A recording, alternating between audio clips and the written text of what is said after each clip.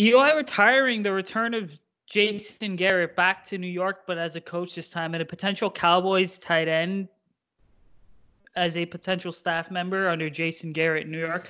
Hello, everybody. Welcome back to another edition of the Giants Brawl podcast, brought to you by the Brawl Network. As always, I'm your host for this evening, Usaid Koshu. You can follow me on Twitter at Usaid Koshu. And then I got my left-hand man and my right-hand man here today. We got Anthony Rivardo. You can follow him on Twitter at Anthony_Rivardo.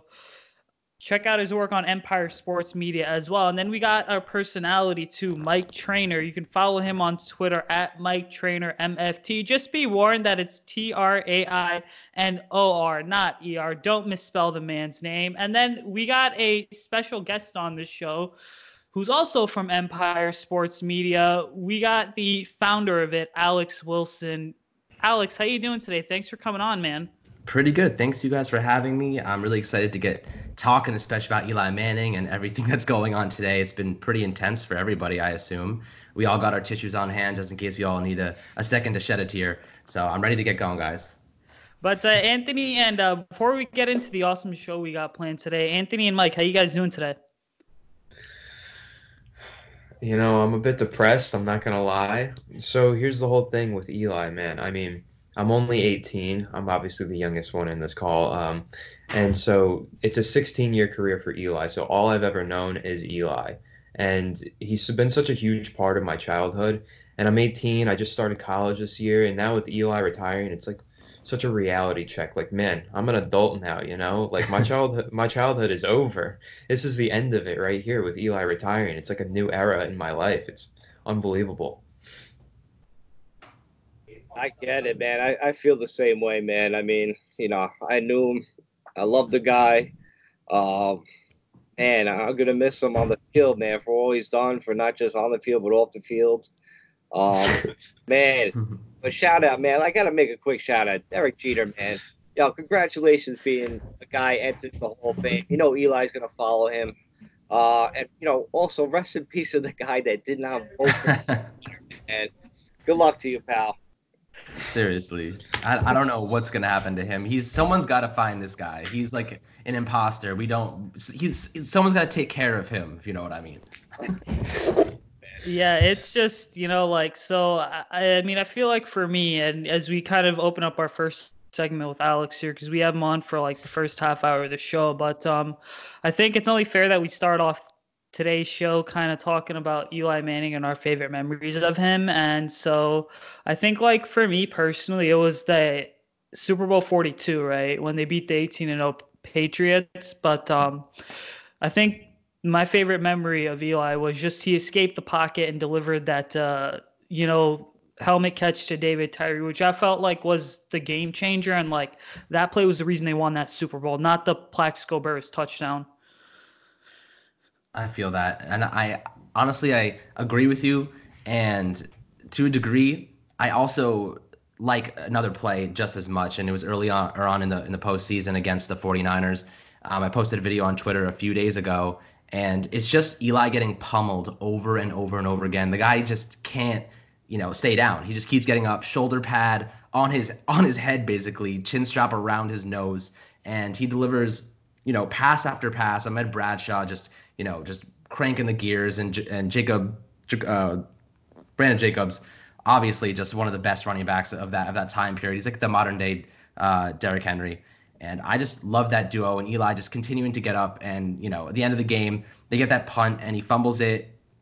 Lawrence Tynes kicks it through. You just can't. It doesn't get much better than that. It's just ingrained in my head forever. Yeah, I agree, man. That second Super Bowl with him, nailing that game, to San Fran, that defines that guy. That's who, New York needed as a quarterback. The guy just keeps that Eli face on, doesn't have a worry, whatever's going on in the game, he just gets back up, keeps fighting. It seems like he doesn't really care, what's going on. He has that, appeal to people, but, man, when the game was on the line, man, that guy stepped up. He was clutch.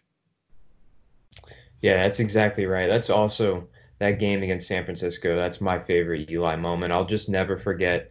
I think it was a screen pass to Bradshaw. He turns and Justin Smith is just right there. He gets the ball off and Smith just puts him right into the ground.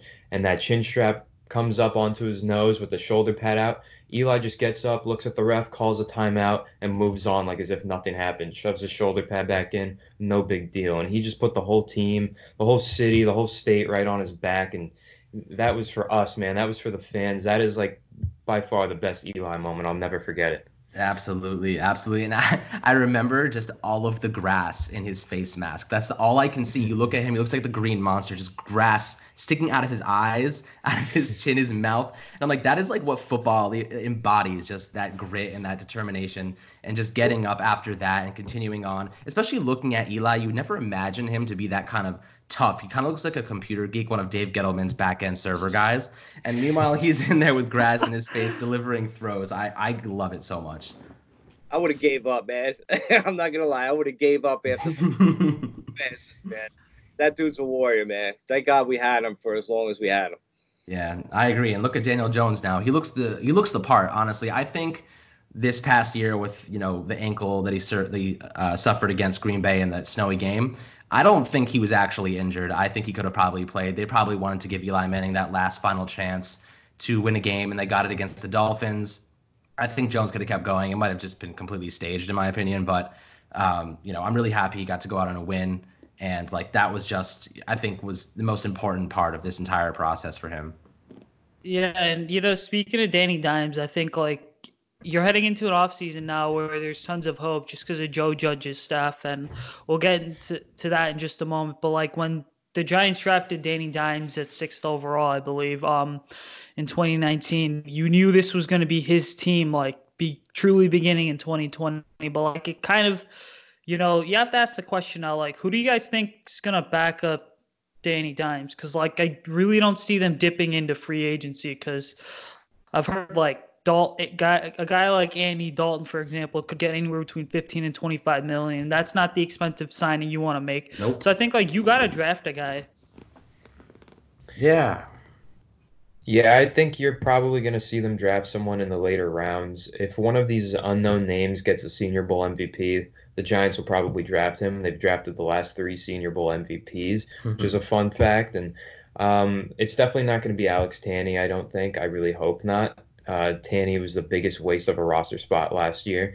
I know everyone hated that, so hopefully we can just let the Tanney hate train die and we can just see him not re-sign this offseason. I mean, I don't mind Tanney personally. I think Tanney's not the worst option to have. They said was important for Daniel Jones's development, and I kind of like him just being that mentor that, he's kind of like the Josh McCown of the Giants, and maybe they go out and get Josh McCown. That's actually not a bad idea now that I'm thinking about it, even though he just tore his hamstring in half.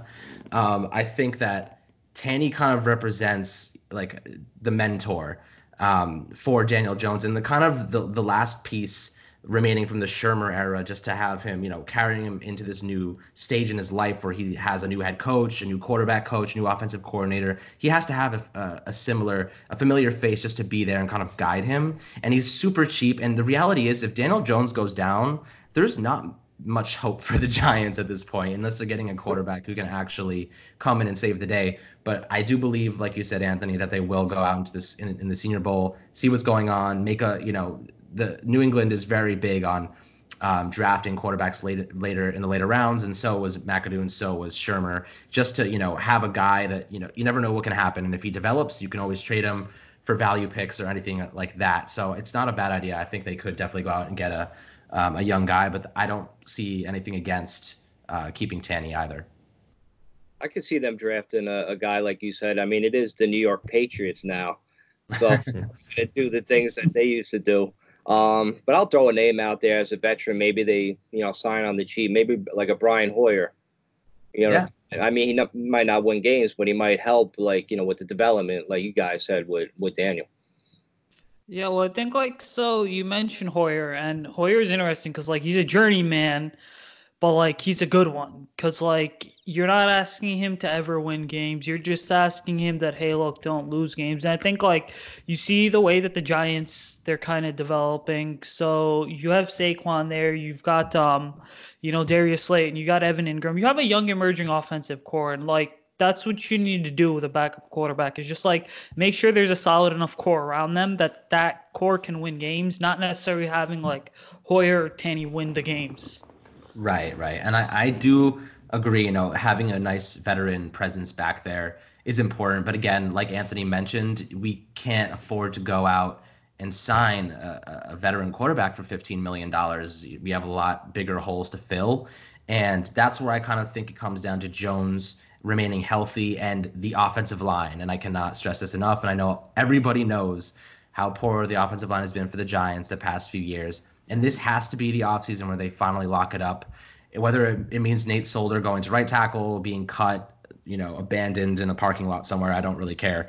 They have to figure out what to do with the offensive line to protect Daniel Jones. Otherwise, he will fall into the same trends that Eli Manning did. And, that's one of the things that I noticed after watching Eli Manning for so many years is that he falls into these very interesting, negative habits and trends where his footwork is bad. He's not moving through his progressions properly. And it's all because he's so afraid that he's going to get absolutely walloped at any given moment. And I don't blame him. Like, the guy probably has nightmares of those hits he took against Washington. The Eagles just constantly pummeling him, Dallas. Like, everybody knows how to get to Eli Manning, and the Giants haven't been able to stop him. But I really think, Jason Garrett's going to help with that. Joe Judge is going to help with that. The new coaches they're bringing in, they haven't yet actually signed or brought in a new offensive line coach, but they were talking about Mark Colombo. He played in the NFL for 10 seasons. I really like that idea. The other guy, I think it was Dame DeGuglielmi or something like that. Really confusing last name. I don't like him at all. I saw his track record and his rankings. Not a fan. But again, offensive line is the priority here. Yeah, and just so Alex, awesome job mentioning all those staff names. And so when we recorded this last week, right, Jason Garrett was not on the staff, and you can just see, like, within a matter of basically 7 or 8 days, because we're recording this on a Wednesday night, you saw all the different additions, and, like, this makes me wonder. So I was on the phone with Adam Rank earlier for another one of our Brawl Network podcasts, and he brought up Jason Garrett and Joe Judge, and he's like, look, if there's a trend that's going on, the last couple of years in the NFL, it's just like that first year head coaches, they're always going to want to have that veteran coordinator, that veteran presence, whether it's on offense or defense. Like we saw Matt Nagy did it with Vic Fangio. Now Joe Judge is doing it with Jason Garrett. And I think, like, just looking at the rest of the staff, some of the guys that they hired on Monday and Tuesday, like, Judge is building something that, like, Giants fans were not necessarily accustomed to seeing, but still something that, like, I think is worth noting because he's already made it clear he's going to be an outside the box thinker. Yeah, I mean, in terms of Jason Garrett, there's a few things that I like and a few things that I don't like. The one thing that I like is that he has a winning record. He has an 85-67 record with the Cowboys. And while they fired him because of his, lack of production and, postseason success, he has a winning record, and the Giants haven't had a head coach that has a winning record in how many years now? So I think that's a good thing to add as an offensive coordinator. I just want to read a quick quote from Jerry Jones about Jason Garrett and just kind of the guy he is. So the quote reads like this. Jason is a football guy. He wants to go coach. He's a great offensive mind. They got a good one in Coach Garrett. He also says, he was nothing but a class act here. I know he'll certainly help the Giants get on the road to where they want to go. Obviously, Jerry Jones is going to be extremely biased in this, but I do think that Jason Garrett focused on the offense is a really good thing, and I think that he's going to help Joe Judge tremendously, just because he can have that focus and not be worried about the rest of the team. Now, my second thought and the assumption that I'm making personally is that this is not Joe Judge's hire. If you look at all of the different people that he's brought in up to this point, he brought in Freddie Kitchens in like a unnamed role so far, and that he's connected with Freddie Kitchens. But Jason Garrett is a complete outlier, and I think that was an executive decision from Dave Gettleman and John Mara and Steve Tisch. I think that they wanted Jason Garrett there. I think they wanted the experience. They wanted a guy that can be like, hey, Joe, like, stop doing whatever you're doing. You're pissing people off. Like that kind of guy. And I think, he's going to benefit the offense in the long run, especially Daniel Jones having all of that, knowledge about the quarterback. And he was a former quarterback, especially with Tony Romo under his wing and Dak Prescott. That's going to be super beneficial for Daniel Jones. But it's going to be interesting to see how this meshes because the Giants lost out on Bill Callahan, the renowned offensive line coach, because he hates Jason Garrett. Like, those are a few things to know when you're thinking about a guy, that has enemies, he has friendly faces. So there's a lot of different things going on and moving parts here, but overall, I think it's good just for Joe Judge to have someone that can kind of look after him in this process. Well, they knew Garrett. I mean, they knew Garrett when he backed up for us for like years, and they loved the guy. Yeah, absolutely. That's probably like what it is, Alex. Like with him there, maybe they gave a good recommendation to Judge, but I still think it was Judge's decision, man. I have to kind of like disagree with you there. I think Judge is really controlling all of this, man. I think if he didn't want him, I don't think I don't think he was pressured into getting them, man. I don't see it that way. Yeah, I mean that's a fair point. And I was reading something yesterday that actually Jason Garrett and Joe Judge spent their first day together ever, like a few days ago, and they apparently it went well. But that only tells me that Joe Judge didn't know much about him previously. Maybe he knew about his style, but he didn't know him personally, and that's where I'm like, okay, maybe this was a different type of relationship here. This seemed like kind of a safety net or a fire blanket for upper management to know, okay, we're going into this with experience, not just a bunch of guys that we've never heard of that Joe Judge is plucking from different places. I mean, he did make Dak Prescott look like Joe Montana for you know what I mean? That's very true. I'll take the hire, man.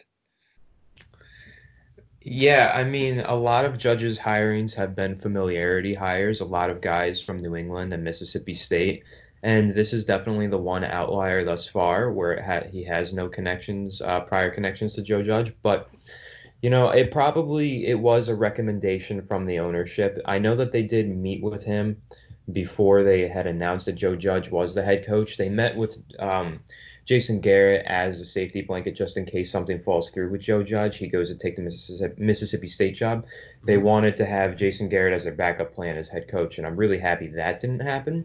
But I do really like that, it is an experienced head coach who's, on the staff, and every year he's got a top 10 offense. So I don't know how you can complain about that too much. Plus, there was a lot of talk about the inexperience of the staff with Joe Judge and all of his familiar faces. But now with Garrett and also Freddie Kitchens on the staff, that's two former head coaches on the staff. The Giants haven't had that since, I think, 1992, I read, or something like that. So he's got a good amount of experience around him now, and I think he's putting together an excellent staff. No, definitely.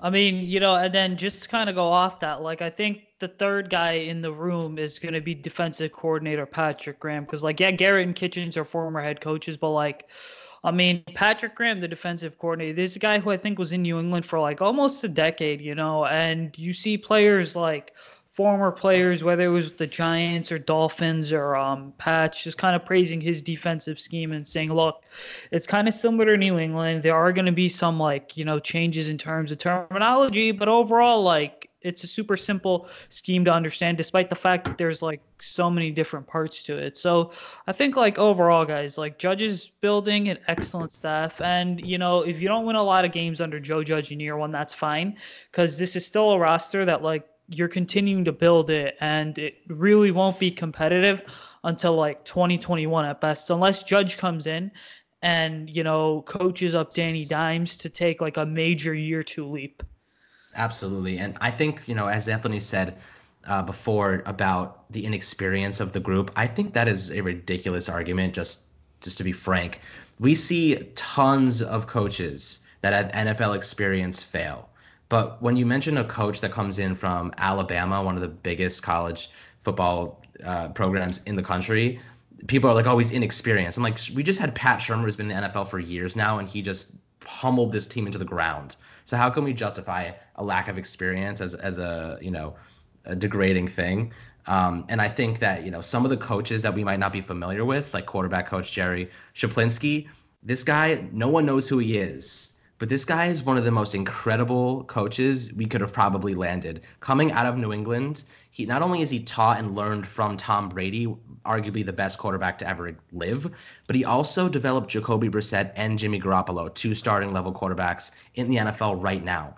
You can't have a better resume than this guy, and nobody knows who he is. Oh, lack of experience. The only people that are going to say that are people that don't know him and don't know the name. But these are the type of guys that you build to the back end of your staff, and that Joe Judge is identifying and saying, okay, I know this person. I know how good this person is, and that he's going to come in and make Daniel Jones the best quality player he can be. And that's what excites me the most. And you look at running backs coach Burton Burns from Alabama. The guys coach Derrick Henry, Mark Ingram, Trent Richardson back in the day, all at Alabama. And he's coming now to the Giants, and Mark Ingram, who's with Baltimore now, said he's the best coach he's ever had, and that Saquon Barkley is going to benefit exponentially. So again, we can debunk the lack of experience. So you see what I'm trying to say here is that this argument that they don't have experience is totally wayward, and that we're not looking at the bigger picture of he's helped develop some of the best players in the NFL right now, and just because you don't know their names does not mean that they are credible. Got to listen to the players, man. The players say good things about these coaches, man. Listen to them. They're the ones getting taught. Exactly. Definitely. Yeah, and so we just spent good 5 or 7 minutes praising the staff that Joe Judge was building, but now we obviously got to look at the other side of it. Look, see, I'm kind of wary of hiring these ex-New England assistants, specifically because everyone tries to kind of emulate the Patriot way, and it's we've seen it in Detroit, didn't work out. It's not working out in Detroit under Matt Patricia.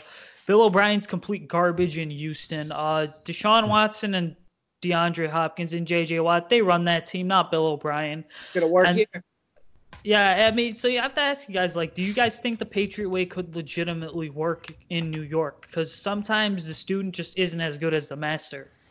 And what I have to say to that is I think that the Patriot way is not a existential idea of how to run a team. I think it's very, very basic, and it all starts with a few things that aren't even really football related, more or less personality related: discipline, hardworking, grinder mentality, willing to do whatever it takes for the team. Those aren't football qualities, those are personality traits. And I think that they look for players who embody those type of those characteristics, and then they use them and transform them into quality players because they're willing to listen. If you look at a lot of games, and especially last year with Shermer, we saw wide receivers running into each other, and all that tells me is that they were not listening at what the play call was, what they did in practice. They obviously, they're running mesh routes and they're running them together. I'm like, what are you doing? You look at Evan Engram and Sterling Shepard. I remember one game they did, 2 crossing routes. They bumped into each other. I'm like, you cannot be doing that at the NFL level, especially 2 players of that magnitude. So we're talking about, installing a characteristic, a mentality, and not just a way of playing. So I think that's where the New England way comes in. Joe Judge even hit on, we're going to be a fundamentalistic team, focusing on the details, evaluating every single player to see what positions they could play. We want our star wide receiver playing gunner if we need him to because someone got injured. Those are the type of things that make good football teams great. And I think that's what kind of Shermer missed on entirely. He did not establish a mentality. He was like, we're just going to go and run my offense. So I'm going to disagree with you really quickly, Usaid. I don't think that Bill O'Brien's been that bad as the Houston Texans head coach, and I think that the Patriot way does work elsewhere. I just think that it gets a bad rep for some reason, but I think also if you want to look on the Houston Texans staff, you can find another former Patriot, Romeo Crennel. You mentioned J.J. Watt and their defensive stars. Romeo Crennel is a defensive coordinator of that team, and he was a defensive coordinator that won 3 Super Bowls with the Patriots back in the day. So I think that, Patriots assistant coaches, they can find success elsewhere.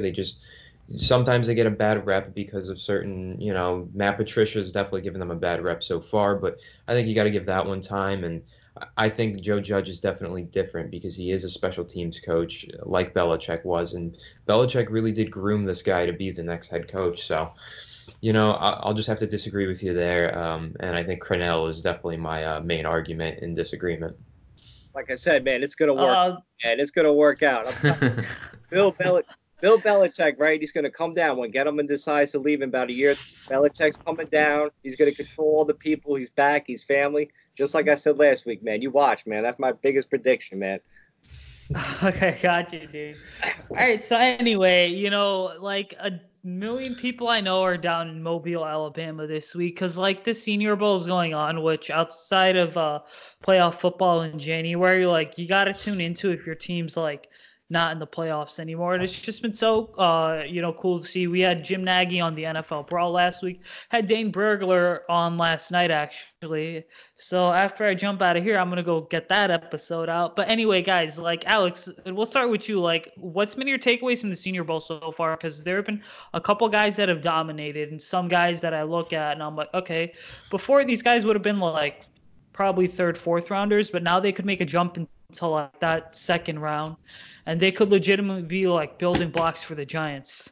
Absolutely. And you know how important the Senior Bowl is to the New York Football Giants because they seem to always want to draft the MVP quarterback of this game for whatever reason. But I love this time of the year and all the players that are making moves, especially the ones that we don't expect. And the offensive linemen are always really intriguing to me because they're always going up and down based on, just these minimal workouts that we see. It affects their draft stock so much, which is incredible. And what I'm looking at now is, we talk about McKee Becton, and we saw Daniel Jeremiah from NFL.com in his mock draft actually pushed him to the Giants at number 4, which is crazy to think. But at the same time, if you see how big this guy is, it's unbelievable. He's 6'7", 369 pounds. Like, I don't even understand. That's like a grizzly bear coming at you. I don't think any of us want that in our lives. And just to hit on that a little bit more, there's a bunch of other guys that I was looking at: Josh Jones, Trey Adams of Washington, and along with the offensive linemen, a really nice defensive tackle that I saw, Javon Kinlaw from South Carolina. This kid is 6'5", 315 pounds, a defensive tackle.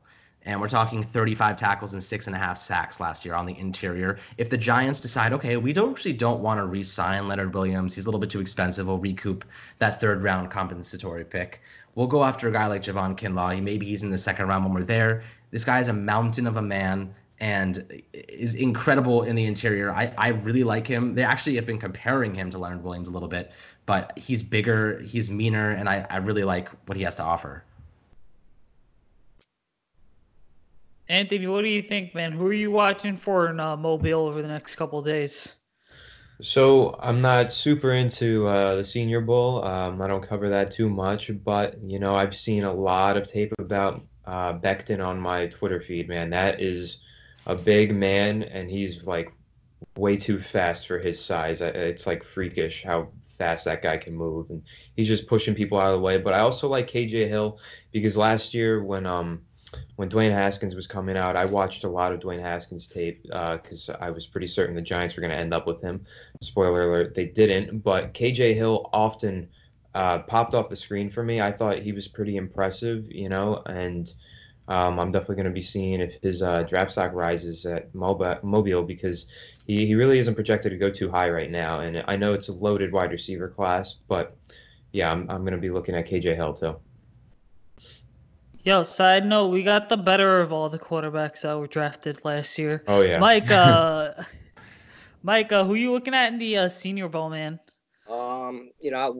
Before we went live, I was talking about Troy Pride. I'm a big Notre Dame fan, and I know the Giants are going to have to get somebody else in the secondary within, these first few rounds, and I'm interested to see how he plays, man. And he's pretty much the guy I'm looking at. I like it. I like it.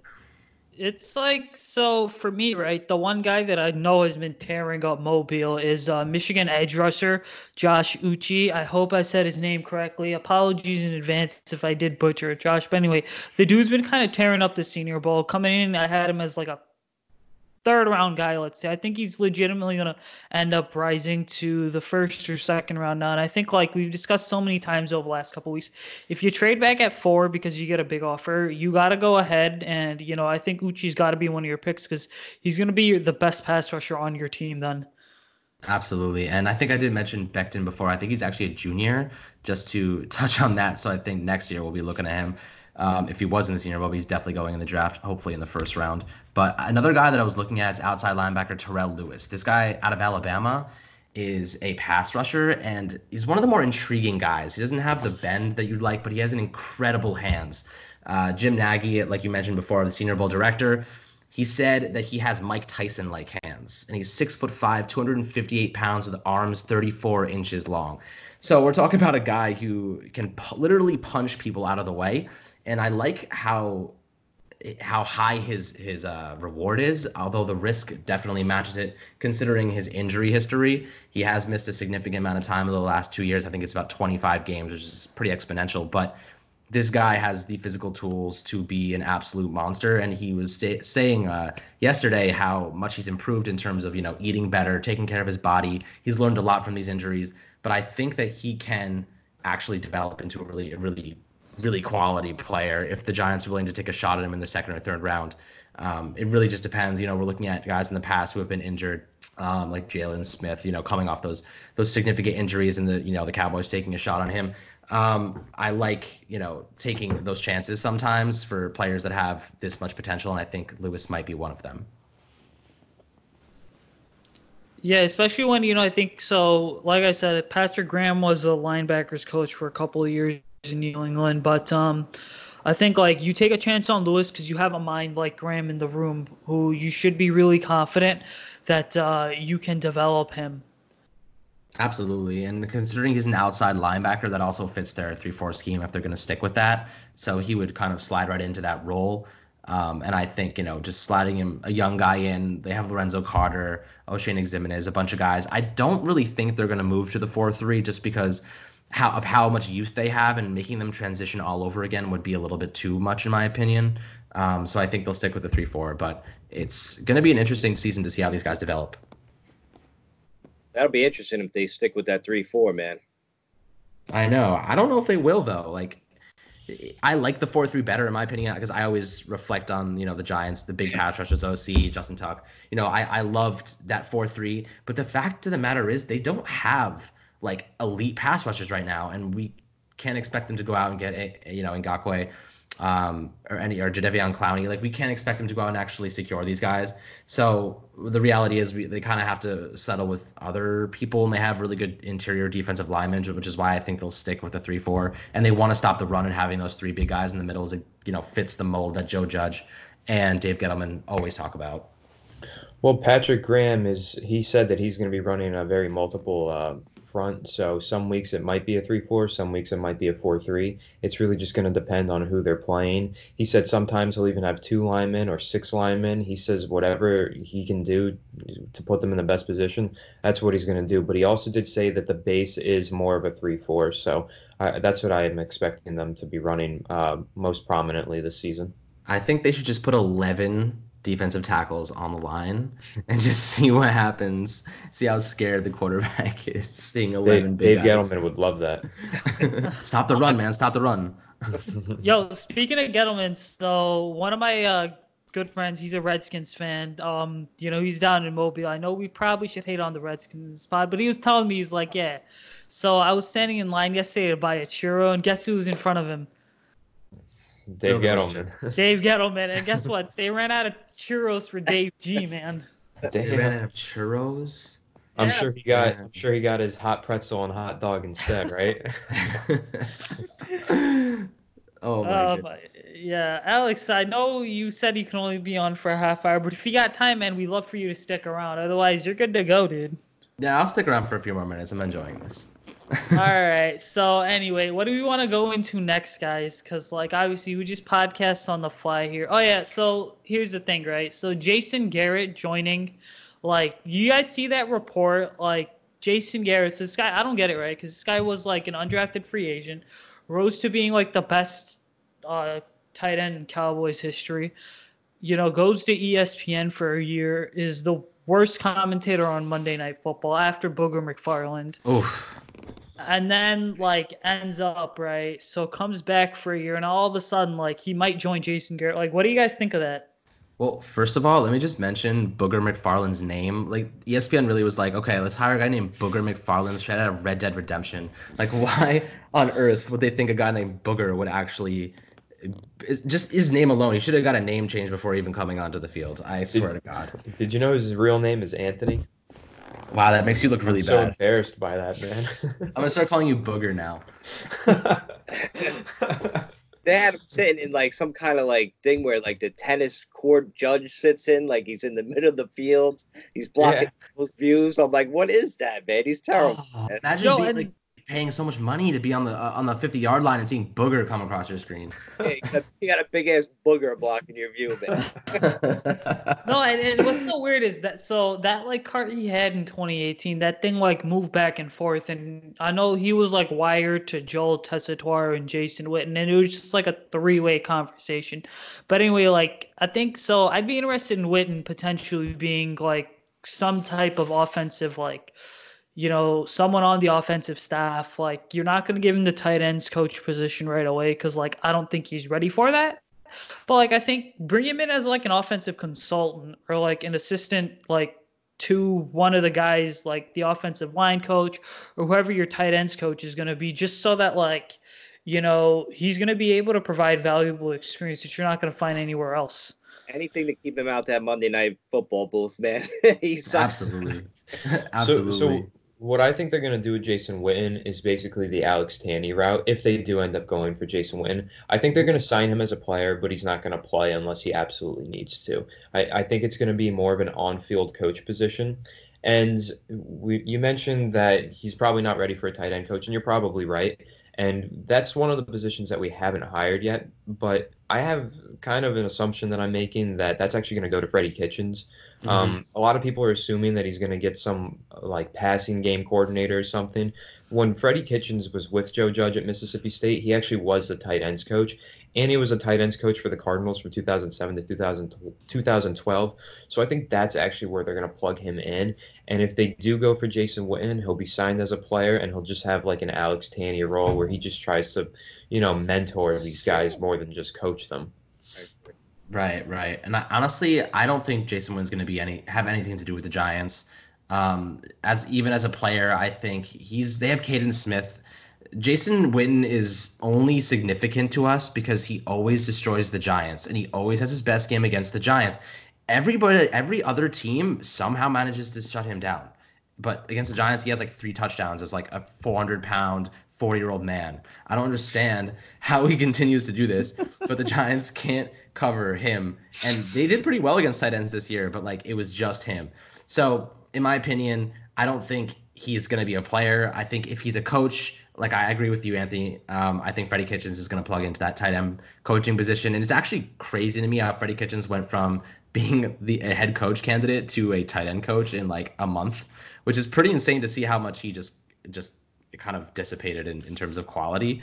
But I like him as a tight ends coach. I like Jason Witten as a player against the Giants, but I don't think he's much more than that. I can't stand listening to him on TV, so I don't want to listen. I don't want to have any other player have to listen to him either. Guy open against us, man. You're right. It's the most frustrating thing as a Giant fan watching him slide over the middle again, Like it drove me absolutely insane, man. So yeah, take him on board, man. Keep him off of the Cowboys or any other team. Do you guys remember Wani Unga? Yes. Unga Boonga. That guy, man. When Jason Witten caught that game-winning touchdown pass, I think it was 2015 against Wani Unga. I'll forever hate Wani Unga, man. That was so depressing. Is he the Hawaiian guy with the long hair? Kind of like a Troy Polamalu Chinese knockoff. Yeah. Okay. Speaking of which, right? I don't know if you guys are like, super into Star Wars, but like they're blowing up the Giants Brawl Twitter account right now, which by the way, ladies and gentlemen, follow us on Twitter at Giants Brawl, right? Because I think so they photoshopped a whole bunch of like Star Wars memes and they're just tagging our account in it right now and they're blowing it up. So go check that out too. But I swear, like, okay, so Witten experience he's gonna provide is super valuable, and like I think that could be great, especially with like a young roster. But like also, dude, I feel like Evan Engram needs to take the next step and kind of like step up, as well. Because like what was Evan Engram, like a first or second rounder, right? Yeah, first rounder. First round. Thank you, Jerry Reese, for that again. I think he's 22nd overall. Yeah, and I have very strong opinions about Evan Engram because every year he lets me down, and every year I love watching him run one pass 75 yards for a touchdown. And it's just crazy to me how a player that talented can be utilized so poorly. Like, he cannot block. There's no way around getting him to block. His frame is too small. He's not strong enough. Every now and then he shoves a cornerback out of the way that's like 5'2", 400, like just ounces, I guess, not even pounds. So we're talking about a guy who's basically a wide receiver, Right. and exactly. He's a wide receiver. And this is what I was talking to Anthony about before, and that I think would be an amazing idea for the Giants to use him as in the upcoming season, is Jason Garrett loves to have a big-bodied wide receiver. Des Bryant, having Jason Witten as his tight end was always a great thing. But Des Bryant was his go-to guy. Why can't they make Evan Engram, screw him and his blocking, make him a big-bodied red zone target? That's all his only purpose he serves. I'm with it. Hey, I agree with you. Right? I think that's a good thing because, like, okay, so you see the way modern like offenses are kind of shifting, and like again, Joe Judge is from the Patriots coaching tree, and like they line Gronk up either on the line of scrimmage or in the slot. Like tight ends traditionally now they're just being asked to like line up all over the field basically, except like outside the numbers. So like I say, hey, Joe Judge, you got to take your chances with Ingram. Just have this guy operate in the slot because like that's honestly where he could be most effective. Right.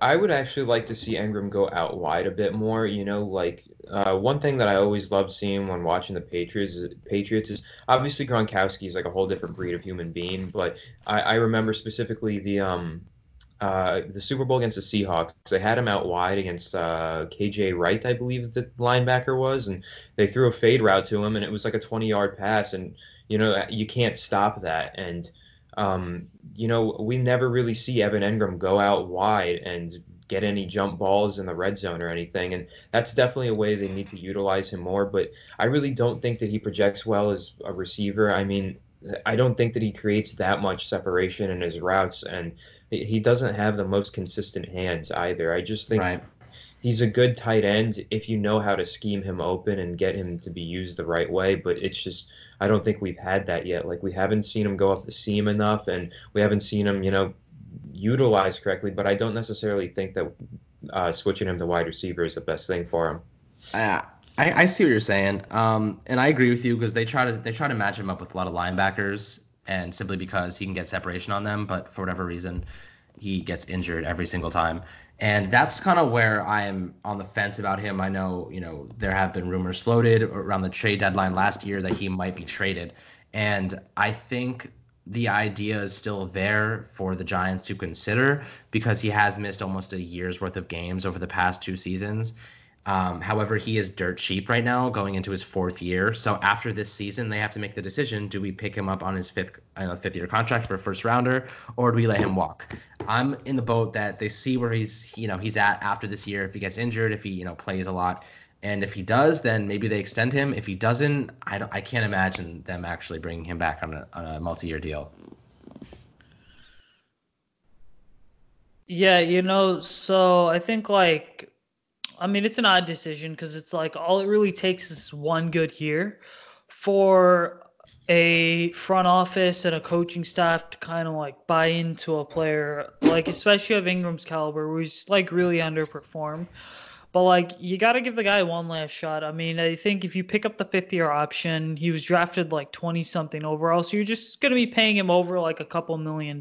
So he is gonna be like relatively cheap compared to like what some of these guys in free agency are gonna get. But like again, if he doesn't show out in 2020, you absolutely got to cut ties with him because it's like at some point you got to quit wasting a roster spot on someone that's like underperforming. And this guy, like, let's keep in mind, I mean, so when he was drafted in 2017, so you had like Sterling Shepard, Odell Beckham, and Evan Engram, right? And this was supposed to be like that 1-2-3 kind of trio for the Giants, and he was supposed to be that third piece, and he just has not performed up to first round expectations.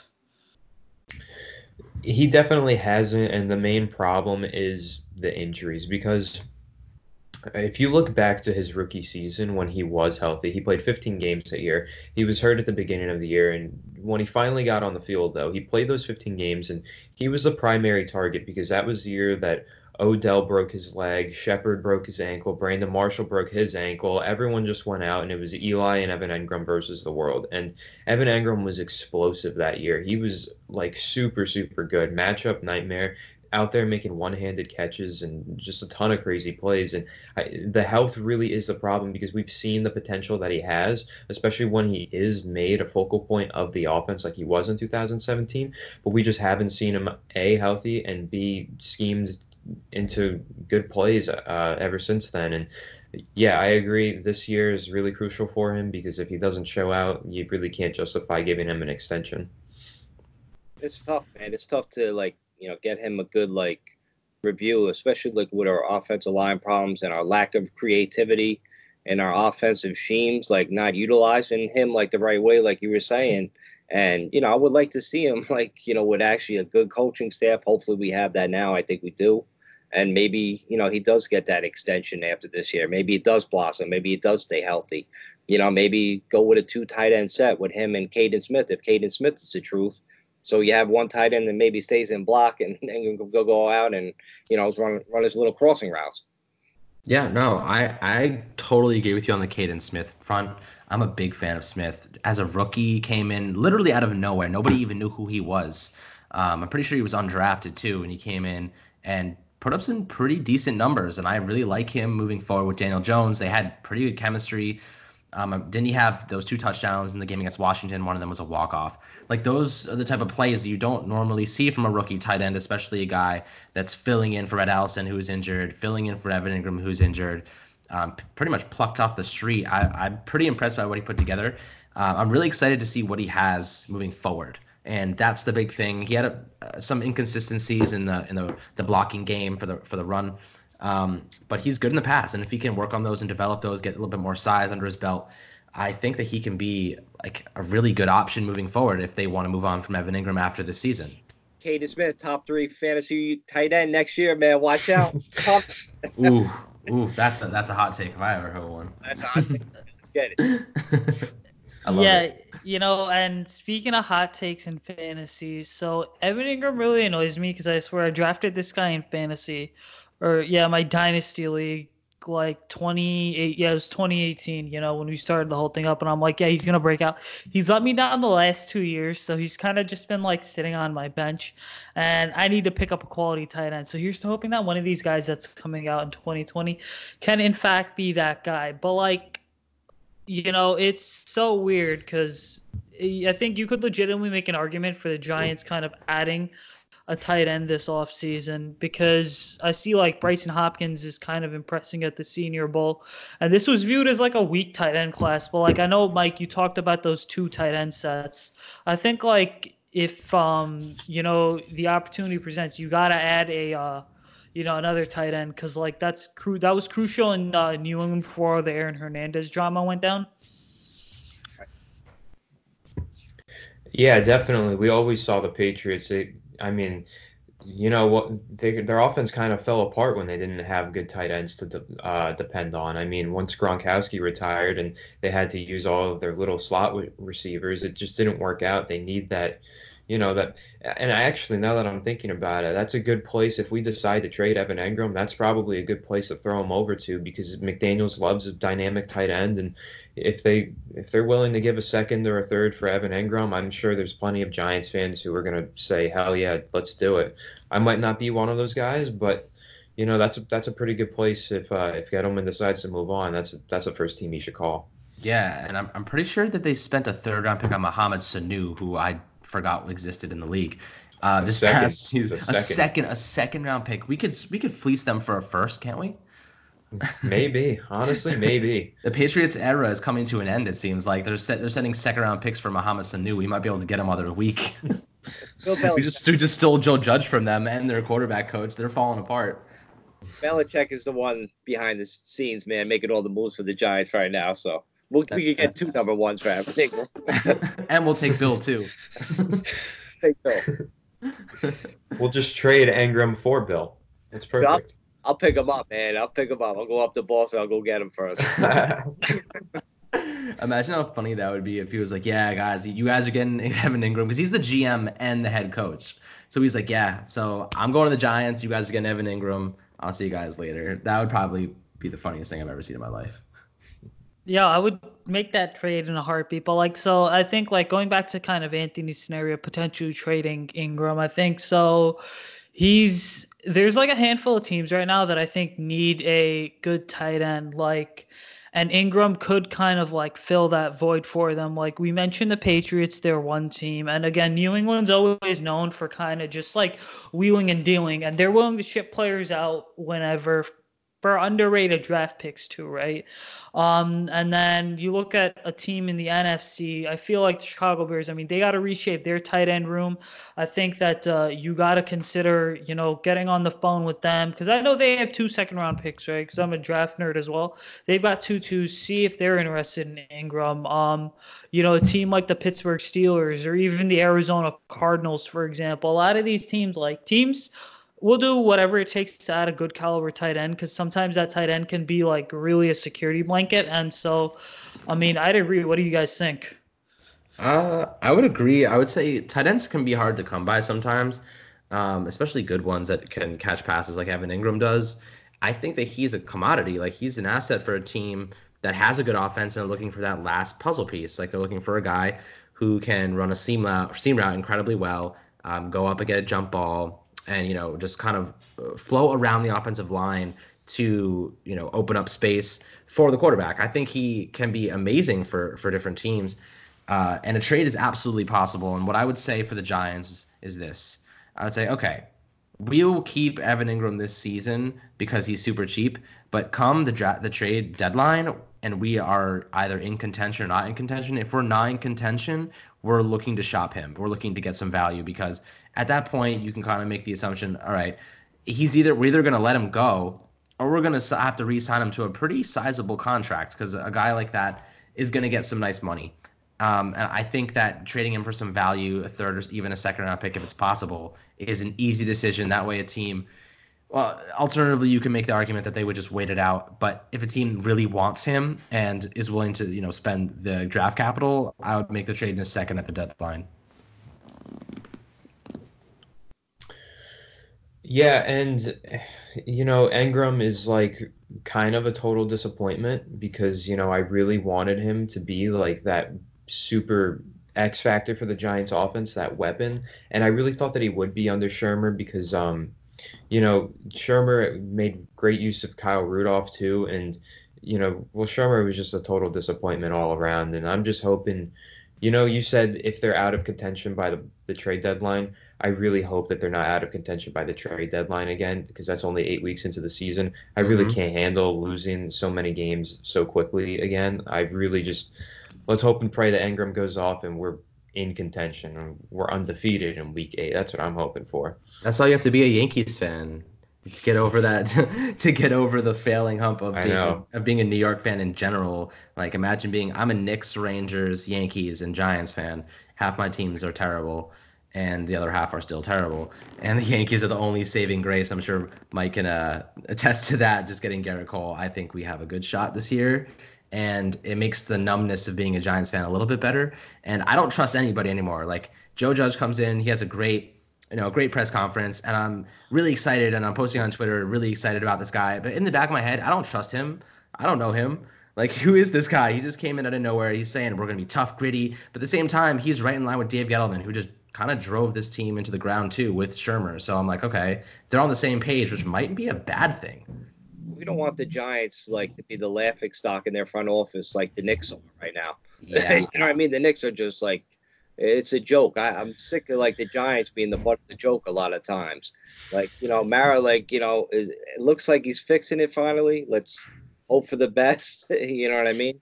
But you're right, man. I can't take any more losing it. It's driving me crazy watching these games every week, man. I know. And the Giants are interesting because you have Steve Tisch who comes out a few weeks ago and he's like, oh, I'm going to be a bigger part of this. And he wasn't. He literally was like, John Mara, go hire Jason Garrett. He showed up to one interview. Exactly. And Steve Tisch doesn't really want to be involved. He just wants to make money from one of the most. Absolutely. Just don't be the James Dolan of the New York Giants, and I know they're vastly different in terms of just absolute ignorance, but we're talking about a historical franchise. Wellington Mara did an apparently awful job raising his child to be a good, a good owner, and to this point, it really does boil down to ownership.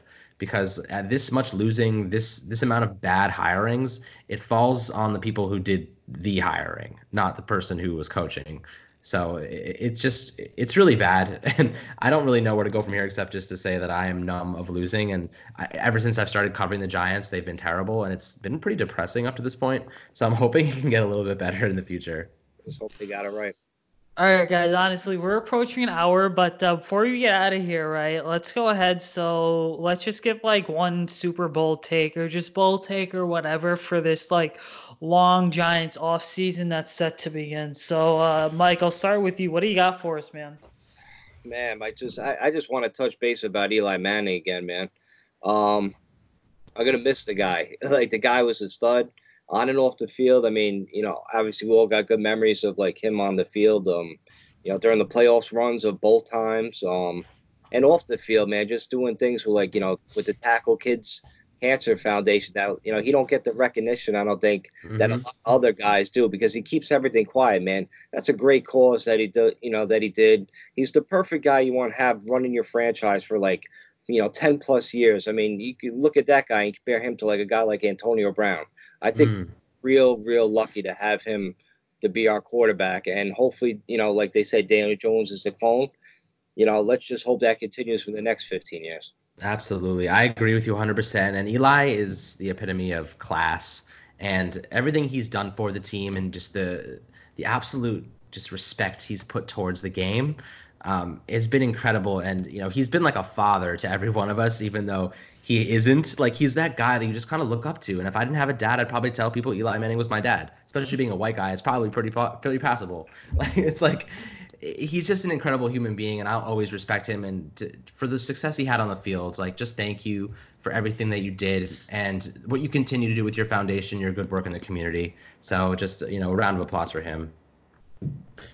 Yeah, I'll always be thankful for Eli. It really, like you said, he's kind of like a dad. He's like almost like my second father figure. Like, of course, I've got an excellent relationship with my dad, and I'm super thankful for that. But, in terms of sports and my passion for football and sports, and, a lot of, I learned a lot of lessons from Eli Manning. When you get hit, you get right back up, and he really, he was very instrumental to me throughout my childhood, and I'm going to miss him dearly. I already had over the past year. I mean, I love Daniel Jones. It's been so fun watching him start his career. But, yeah, I miss Eli a ton, and I'm going to miss Eli a ton. Watching that press conference on Friday, that's going to be really, really sad for me. I'm probably going to tear up a bit. I'm not going to lie. I teared up after that Dolphins game. I won't lie. It was sad stuff. It's man. Okay, Anthony. It's okay. Yeah. You get it past this one time. It's like we're in AA right now, man. It's gotta get our feelings out and talk about it. People love the guy, man. I had a buddy of mine. Remember when Eli did those Dunkin' Donuts commercials and they had that big cardboard cutouts of him? He stole one from Dunkin' Donuts and put it on his front lawn. Frank, what about you, Frank? Respect. You drive by his house. It's like going towards like a main road, and you see Eli Manning and like on your front. Fantastic, man. That's hilarious. That's awesome. Sounds like something. Hold on. What wasn't there one summer apparently he was like working at Dunkin' Donuts or something, right? Yeah, was it Dunkin' Donuts or Subway? I think it was Dunkin' Donuts. Yeah, I'm pretty sure it was Dunkin' Donuts. Cause like I saw the caption on NFL.com or like the headline. It was like, oh yeah, imagine like the Giants quarterback is like handing you your coffee in the drive-thru. But like honestly, the dude was a G, right? And like, you know what the worst part of it all is that like fans of other teams will sit there and like respect like so and so and be like, yeah, like this dude's gonna get into the Hall of Fame and so, even if you're not a fan of the team. But like, who doesn't get that respect? Eli. Like, come on, people. No, and that's the worst part of it all, because like the dude led like the Giants to 2 Super Bowls, and it's not like he did it like it wasn't like ordinary stories. I mean, they were like sitting there at like 7-5 in 07 and 2012, and went and basically knocked off like 2 of the greatest, like the 07 Patriots, or the 06-07 Patriots, whatever it is. And then like 4 years later, just did the exact same thing. And like, he never boasted about it. He was like, yeah, whatever, guys, like we won. Like, let's just barely get smiled. to work again. Yeah, exactly. Right. Plain face, man. Yeah. People just don't understand that. If you're not a Giants fan, you don't understand. Like, I'm sure we all know who Sam Monson from Pro Football Focus is. He's like public enemy #1 for the Giants Twitter right now. And, he was today, Eli can't even retire in peace. You got to have all these people trying to badmouth him. He was saying, what did he do other than those 2 Super Bowl runs that justifies him getting in the Hall of Fame? And people don't realize, like we all realize, watching him over these years, he was saying the longevity just shouldn't be a case to get to the Hall of Fame, but it really should be, because throughout all of that, all these memories that we have, all these young kids like me, and there's plenty of others who grew up with Eli and felt like he was like a father figure. You don't get that from all these teams that have been going through quarterbacks year after year. Like, Eli really is just the epitome of class, and all of his off the field work that makes a case for you to get into the Hall of Fame. He's a Walter Payton Man of the Year. That really is one of the biggest accomplishments of his career. And things like that, it drives me insane when people are all on Twitter, freaking out saying, oh, this guy's not getting into the Hall of Fame just because he's Peyton's brother or whatever. And it's like, there's just so much more to it. Like, yeah, the two amazing.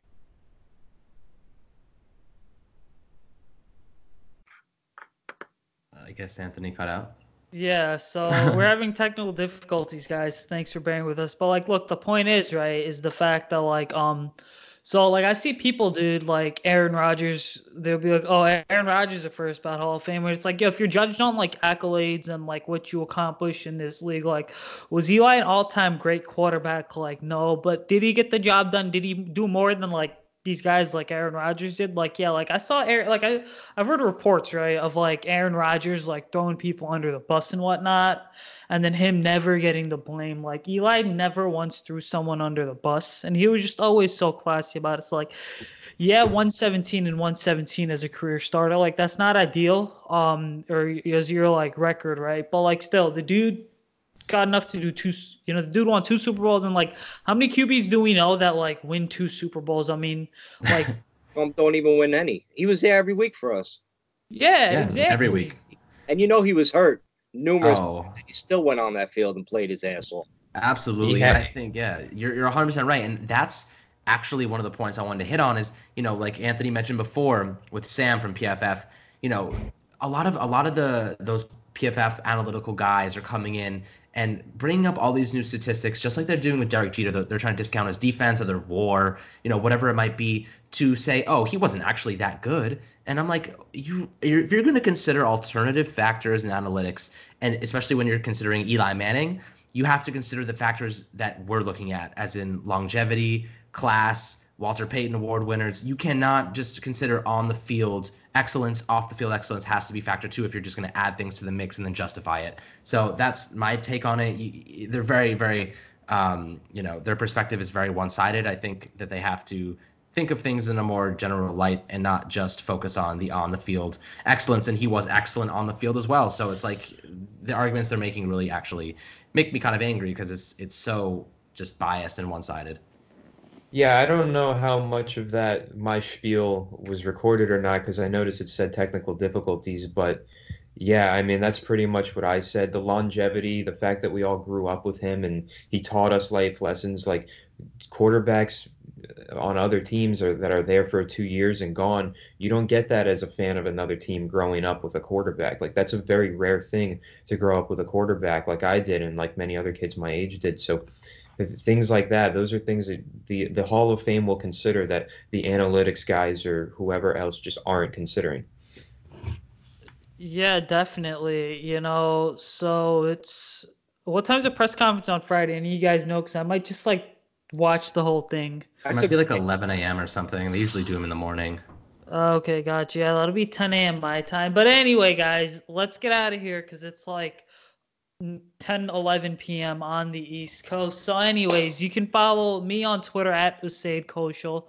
You can follow Mike on Twitter at Mike Trainer MFT. You can follow Anthony on Twitter at Anthony_Rivardo. And then you can follow Alex on Twitter at Alex Wilson ESM. Alex, man, so thanks for coming on again tonight, dude. Absolutely. Thank you guys so much for having me, and I'm looking forward to speaking again in the future. Yeah, you guys want to add anything else, Anthony or Mike?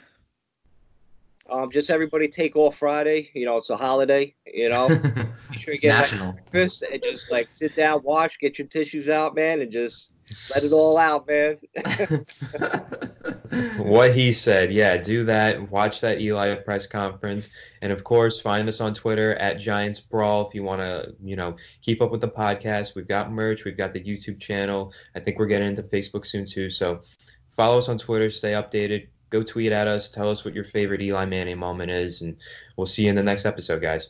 Oh, yeah, speaking of which, right? So did you see the Giants Brawl Twitter before we officially get out of here? So you see, like, I posted that, like, tell us what your favorite Eli memory is, and then, like, the Giants social media account just copied off our tweet, dude.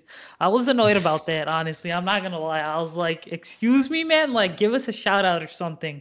Man, that's next level. Yeah. All right. We'll catch y'all next week. After Eli's officially retired, we're probably going to dedicate some time. We'll be sure to dedicate time to his podcast, because after what happened today, or the news we got today, this ain't something that we're going to get over easily. But next time we see you will probably be or you hear from us, is going to be next Tuesday or Wednesday. So until then, peace out, guys. Have a great rest of your week.